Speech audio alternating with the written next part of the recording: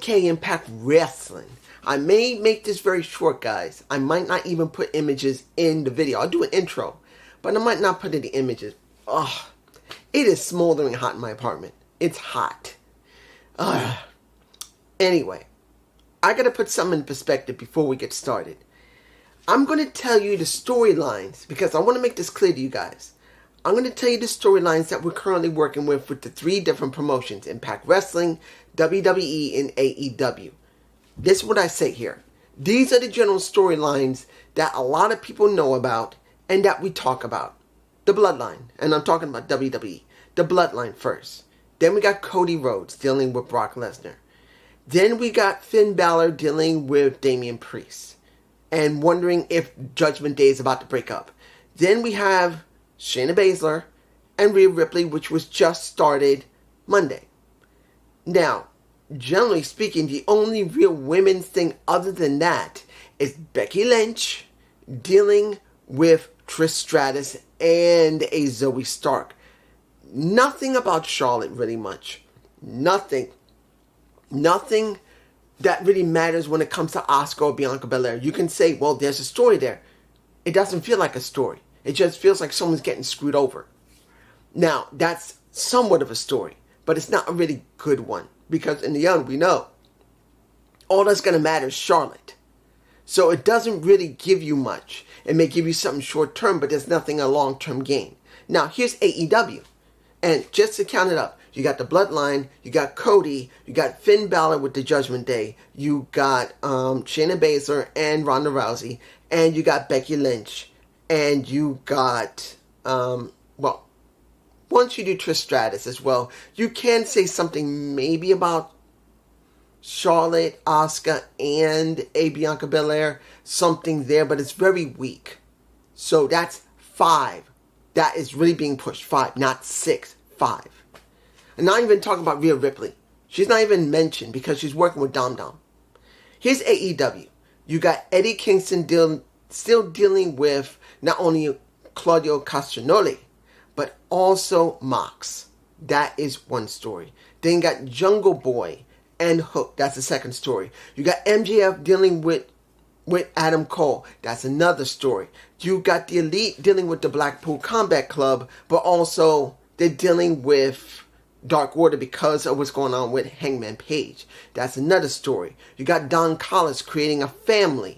A Don Callis family. And then you got Chris Jericho trying to decide if he's going to join. So essentially, you got to combine them together. You got 1, 2, 3, 4, 5, and 6. That would be with Chris Jericho and Don Callis by themselves.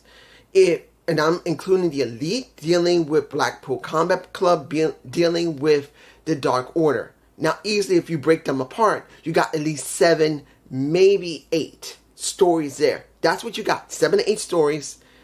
And I know there's more that could be about what's going on with CM Punk and Samoa Joe, but that's very short due to the fact of what's going to happen when it comes to Kenny Omega because he's in the tournament still. It's about maybe 7 or 8 stories there. Now here's Impact Wrestling. You currently got Scott D'Amore dealing with Bully Ray, which I think is the strongest feud they got. Then you got Nick Aldis dealing with Alex Shelley. Then you got Rush dealing with Chris Sabin. Then you got the Death Dolls with a Nevaeh possibly trying to turn back into the old Havoc and Rosemary. Then you got Deonna Purrazzo dealing with Trinity.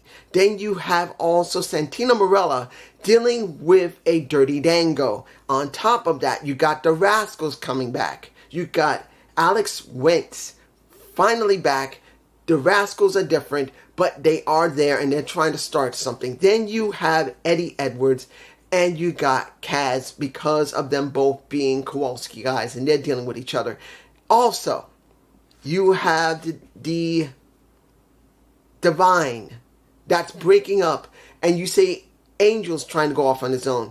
Then you got Swinger in this 50 to a match for the World Championship. And finally, you got Joe Henry dealing with a Kenny King. Now let me see. That is 1, 2, 3, 4, 5, 6, 7, 8, 9, 10, 11 stories. And there's probably an extra one that you can say something about Gazelle Shaw trying to, well, it's kind of hard to say much about Gazelle Shaw because of the matches she's had. She already faced Deonna Purrazzo. But you could say there might be something there, but it's extremely weak. But you got what? You have 5, maybe 6 stories going on in WWE. You got pretty much maybe 8 easily. Nearly 8 stories in AEW. You got at least 11 stories currently when it comes to Impact Wrestling. And I want to make this clear. You hearing this say, oh, you're making Impact great. No, I'm just telling you what we are dealing with here. We're talking about stories. And I know we haven't gone into the review, but I want to make this clear. We're talking about seeing stories. And a lot of people right now are pretty pissed off at AEW because of last week and doing the extension of Forbidden Door, doing almost no stories. This week, they gave us some stories, some of them mostly very weak, and giving us good wrestling. And you see that both JD and Just Alex say it's great professional wrestling, but the stories are quite weak. But as I said before, it is better than WWE's Raw and SmackDown, not talking about NXT, which the best stories they have currently, which is not very good at all, is there with Shawn Michaels. And I'm not even mentioning that because they don't sponsor it. So the one that has the most amount of stories that mostly are more stronger than AEW and WWE's main roster is Impact Wrestling. And I'm not telling you they're great stories either. Not all of them are great.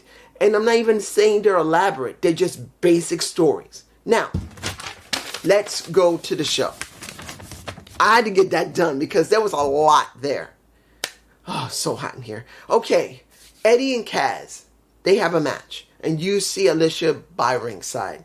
I'm going to make this short because this is not about the match. It's good match quality, not a problem. Eddie wins because of Alicia cheating, choking out Kaz, hitting Kaz, and then hitting him with Kenny. Or Katie, or whatever she called her kendo stick. You're going to have a match at Slammiversary where both of them are at each other's sides. Well, let me give it like this. You're going to get a first knockout dealing with a current knockout. You're going to be dealing with Kaz's wife, and you're going to be dealing with Alicia. I'm not saying that's going to be a great feud or a great story, but we are dealing with 2 guys who were trained by Killer Kowalski's school and Killer Kowalski directly before his death. So I kind of wish they had built more into this, but what they have built up is a legitimate story. You got 2 guys who are trained by the same person, where one has been a complete dick, the other one is trying to be a veteran, and they're both clashing. And now the memory of Killer Kowalski is kind of the situation here. Second, we get Rich and Sammy versus Shera and Singh. Now, if I remember correctly, I had to go in the room and get some water. As I'm coming back when the commercial was over, the match was already in progress. There was no intro for anybody. They just was doing it from what I can tell. Let me give you like this. Rich and Sammy just basically destroyed them. They were done. That was just to set up for the what was it? I think they're going to be doing a tournament style tag team match, I think. I don't know, at Slammiversary. I don't remember right now. But it's understandable they want to make Rich and his brother look good. That's what it was for. Next, Angels versus Jonathan Gresham. The best match on this card. The entire thing, this was the best match. And it's mainly due to Jonathan Gresham. Look, I don't hate Angels. Alan Angels is a good wrestler, but I like Jonathan Gresham because when you see Jonathan, he is really keeping the original ROH attitude. And I'm not even a big ROH fan. I've never really seen much of ROH. Only when they started really emphasizing ROH is about to go under, then it went under, and then I've done some reviews of it, which I haven't even had a chance to even watch it for months because of all the wrestling that's been going on. That's the reason why I see him as unique. He's not acting like an Impact star. He's not acting like a WWE star. He's not acting like a AEW star. He is what he is. He's acting like original ROH. That's what we got in the Foundation Octopus. The member of the Foundation, the Octopus, he is ROH. He's what's left of it. Honestly. And in the end, he does win, and then he tries to shake the hands of Angels, which at this point, Deaner is very frustrated. Alan Angels is not listening, and pretty much Alan Angels is ordered to get out of the damn ring and don't shake that bastard's hand. But guess what? He said, screw you, I'm going to shake his hand. And he shakes Gretchen's hand, and it is Khan who's trying to keep everything under control. And it is not easy. When it comes down to it, this is a story where the design is being dismantled. And it's a question of what's going to happen to Deaner. He's the current design. Is he going to find the next design just like he was turned into the next design? That's going to be the question. Will there be the next design, or is the entire thing finished? I don't know. This will be interesting to find out if they're going to pass it on to someone else. Next, we have Courtney Rush versus Giselle Shaw. Now, it was emphasized that still they're trying to find out the truth of who they are, and that is Jessica and Courtney. And I believe Nevaeh is going to be involved maybe in the next couple of weeks. Let me give it to you like this. I do not want to see Courtney Rush to go back to Rosemary immediately, and I don't want to see Jessica either. This is different. I'm not saying that Courtney is great as a character. She's okay. But the key is that we've seen the same Rosemary for 7 to 8 straight years. It was time for her to change up. She did what she felt, just like when it came to Havoc. It was time for Jessica to change up. That is the reason why they're acting more fun, more comedic. There's nothing wrong with that. Sometimes wrestlers need to do that. Look what happened with Stone Cold Steve Austin when he broke his neck. And think about it. He broke his neck. Kurt Angle broke his neck. They could not wrestle, but they didn't want to sit home until they fully healed. What did they do? They did comedic skits. They did. It was stupid comedic skits that people liked. Now here, people are fond of the Death Dolls in this iteration. It may not be perfect, but they are better than most of what we've been seeing in WWE.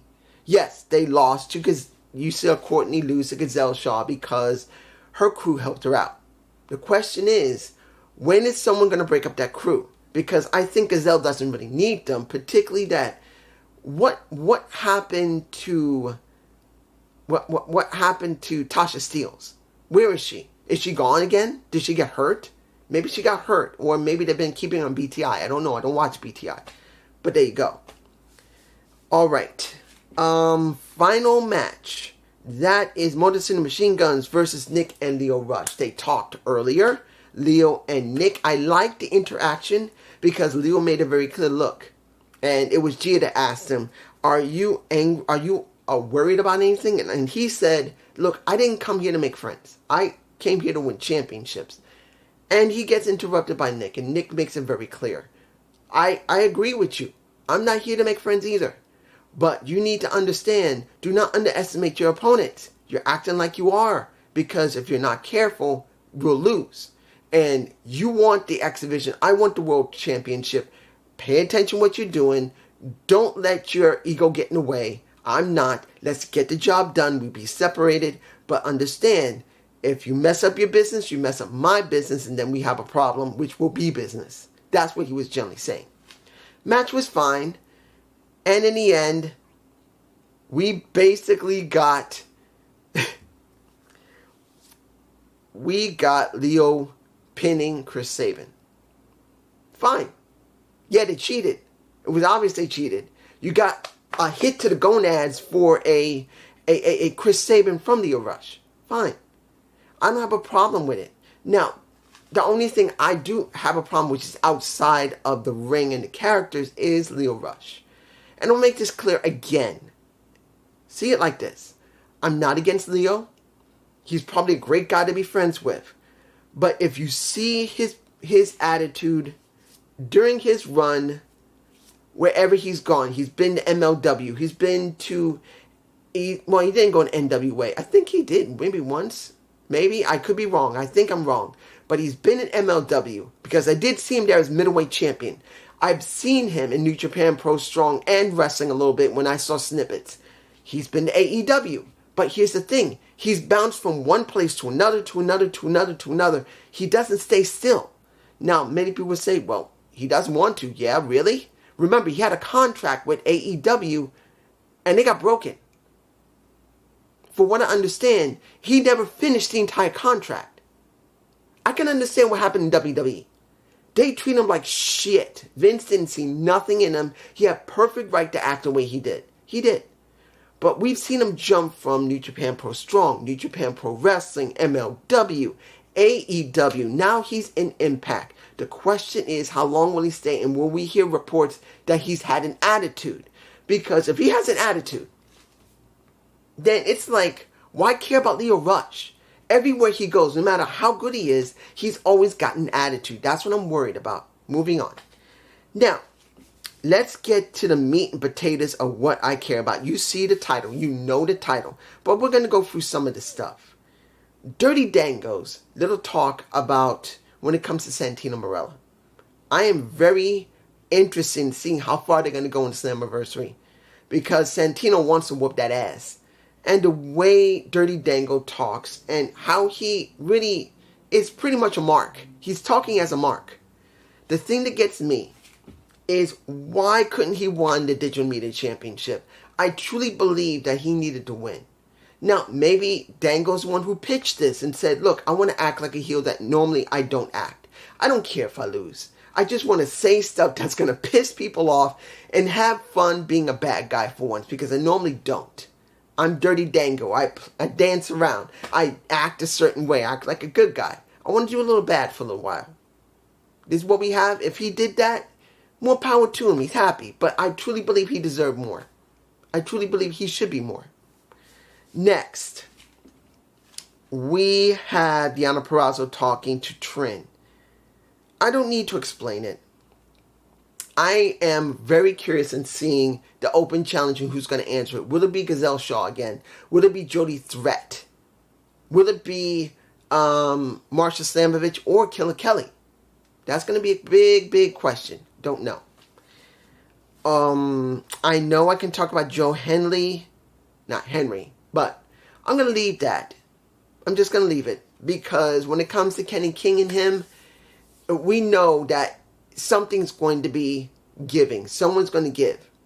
But I'm hoping it's Joe Henry, because as it stands as the Digital Media Championship holder, it should be somebody else. I don't hate Joe, but I don't believe he should be champion anymore. They should move him on to the X Division or in the main title. I'm not saying that he should go for a main title, but be one of the wrestlers that's there that they can fill in once in a while.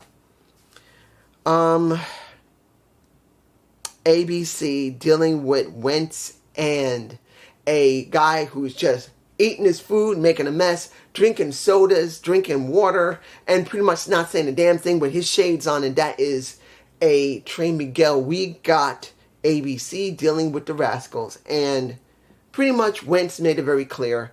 I am truly, because of my eye, I'm back. I want to do some wrestling. I want to get that damn titles. And they pretty much was messing with him. And he said, come on, are you afraid of me? So now we're going to have Chris Bay against Wentz. And I'm going to say this. Am I enjoying the new Rascals? I can't really say yet. Because seeing this one moment of seeing Trey Miguel not giving a blue fuck how he acts. He's eating, he's making a mess, he's drinking juices, he's wearing shades, and he's going, fuck you. That is interesting. I'm liking his attitude, but Wentz, I don't know yet. Need time with him. I need time with Alex. Finally, let's get to this. Let's make this very clear. The reason I left this match out first is because what happened, and you already know it. Now, PCO went up against the Good Hands. PCO basically, let me give it to you like this. When the match is over, and PCO was having his hand held high, we get Bully Ray. Bully Ray shows up. You see someone getting ready. You get an attack from behind from Steve Macklin. You get handcuffed of a Scott D'Amore, and we're off to the races. And we end with the entire segment A PCO getting his ass handed to him, getting put through a table, thrown down they took him to where the people are allowed to come in, a ramp that leads into the back. He gets thrown down that. He gets his ass beaten up, chair to the throat. He gets, supposedly, battery acid juice poured down his throat. You see phlegm and stuff spitting up from his mouth. And then finally, Bully Ray decides to say, PCO, you're done. You're done. You know, you're going to finish. He puts that on him. You know what I'm talking about. If you've seen the segment, you know what he squirts on him. And he lights that bitch on fire. You get burn, baby, burn. And we get PCO set on fire. Set on fire. Guys, no one is going to care about the ending of the show. No one's going to care about the middle of the show. No one's going to care about the beginning of the show. They're only going to care about what happened to PCO. Because this was the strongest thing that Impact Wrestling has. Scott D'Amore and Bully Ray dealing with each other. And the ones who are connected to it is PCO. And PCO had just got set on fire. If he doesn't show up, and I know he'll show up at Slammiversary, but if they say he's not going to show up, I wouldn't be surprised. But it's going to be the director of the authority that's saying if he does show up, he's going to be done. If not, we'll get him a substitute. Guys, PCO just got set on fire. He was already buried alive. He was whacked in the head. He was left for dead twice. And now this crazy son of a bitch with fake battery acid, of course, ain't going to throw real battery acid. He'd be dead. They set his ass on fire. They set his ass on fire. I'm sorry. If you didn't like it, I can understand. Not everyone's going to like that kind of madness. But it shows that at least Impact has changed a bit of their creative. Thank you.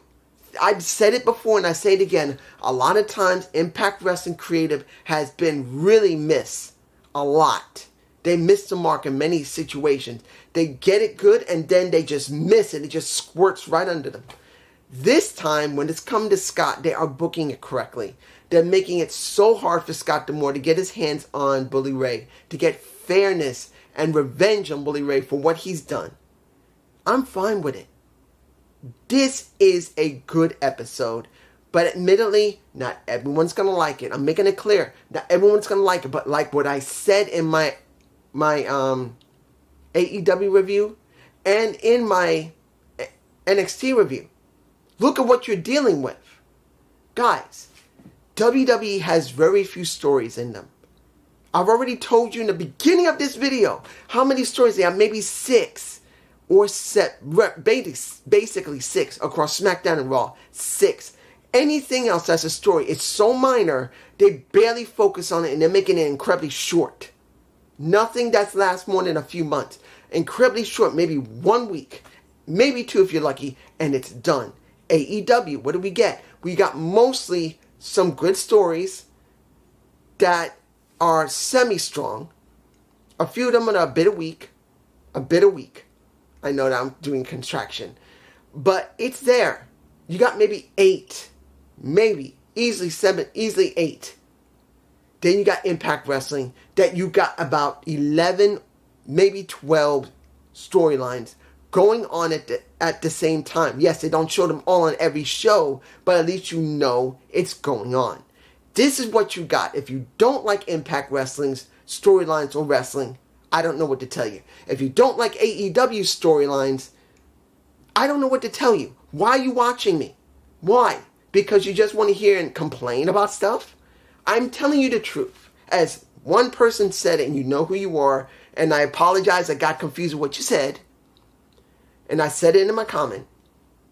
I'm honest. I will tell you when something's a piece of crap. I will tell you when something's good. I told you when it came to AEW, they got a lot of stories, but they're mostly weak. Mostly weak. Does not take anything from them, but they're weaker than what they should be. WWE has almost no stories. None. And the kicker here is people are getting upset, saying, I don't want to see no damn spot monkeys. I don't see no damn wrestling. I don't want to see this. Where's the real stories? Well, you got stories in your damn face. The problem is, it's not to the amount that you want. But guess what? If you don't like it, why are you watching me or watching that? That means you're not a wrestling fan anymore. And if you're saying, yes, I am a wrestling fan, then you shouldn't watch me. I'm telling you what you got. You have the option to choose to watch it or to not watch it and do what one of my commenters does all the time. The only thing he does is watch old wrestling shows. But honestly, there's a problem with that. And you know who I'm talking about. I'm talking about you, my friend. You keep saying you're watching No Mercy 2002 or maybe WrestleMania or maybe Elimination Chamber 2006 or 8. There's only so many times you can see the same damn thing over and over again. And I say, oh, I love it. Yeah, you do love it. But wouldn't it be better to see something new? I'm not telling you that AEW is perfect. It's not. But you got stories there. I'm not telling you Impact Wrestling is perfect. Damn sure is not. The quality of the camera pissed me off again. Because I'm going to tell you, Impact Wrestling's production is Bush League. It is Bush League. If they're using people from other promotions to do the camera and their video production, they're stupid. If they have their own people and they still can't get it right when they're not using other people, they're stupid. They need to change people out and make it work just like AEW does and WWE does. And you know how they'll fix it? One way. This. That's all they need to do. Zoom the damn camera back. That's only 1 second telling one person, dude, zoom the camera back. Okay. That's it. It takes 1 second and it costs nothing. Nothing. And they don't see it. They don't. I'm a person at home who wants to see the damn wrestling. I don't want to see someone's boobs in my damn face or some man's ass in my face. Now, mind you, I could say I do want to see women's boobs. I do. But if I'm a reviewer, and I'm sure many of you are watching it, yeah, you want to see a woman's titties once in a while, but they're zooming on the ass almost all the time for men and women. The women's tits almost all the time. Where's the action in the ring? I'm paying to see this. Not just watching tits and most of the time women's ass. I could look at porn for that. Please. Peace.